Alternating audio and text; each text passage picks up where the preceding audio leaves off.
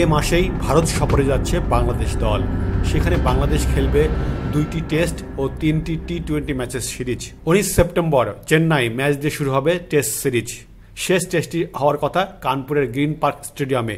এরপর টি-20 সিরিজ শুরু হওয়ার কথা গোয়ালিয়ায় প্রথম ম্যাচ দিয়ে। তবে কানপুরে বাংলাদেশ ভারত দ্বিতীয় টেস্টে ঝামেলা করার হুমকি দিয়েছে অখিল ভারত হিন্দু মহাসভা নামে একটি রাজনৈতিক দল। কানপুরে দ্বিতীয় টেস্ট শুরু হওয়ার কথা 27 সেপ্টেম্বর। অখিল ভারত হিন্দু মহাসভা নামের রাজনৈতিক দলটি এই হুমকি দেওয়ার কারণও জানিয়েছেন। তাদের দাবি, শেখ হাসিনা সরকারের পতনের পর বাংলাদেশে হিন্দুদের উপর নৃশংসতা চালানো হয়েছে। সেখানে হিন্দুদের উপর হওয়া অত্যাচারের প্রতিবাদ করতেই বাংলাদেশ ভারতের এ দুটি ম্যাচ বাতিলের আহ্বান জানাচ্ছে তারা। এর আগে গোয়ালিয়রে প্রথম টি-20 ম্যাচটি বাতিল না করলে পিচ কুপিয়ে নষ্ট করার হুমকি দিয়েছিল হিন্দু মহাসভার ভাইস প্রেসিডেন্ট জাভিয়ের ভরন্দাজ। মস্তিষ্কে কি পরিমাণ গোবর থাকলে একটা দলের ভাইস প্রেসিডেন্ট এরকম চিন্তা করতে পারে, একটু ভেবে দেখুন দর্শক। 6 অক্টোবর হওয়ার কথা সিরিজের প্রথম টি-20। কিছুদিন আগে ভরন্দাজ সংবাদ সংস্থা পিটিআইকে বলেছিলেন, বাংলাদেশে হিন্দুদের উপর নৃশংসতা চালানো হয়েছে, মন্দির ভাঙা হয়েছে।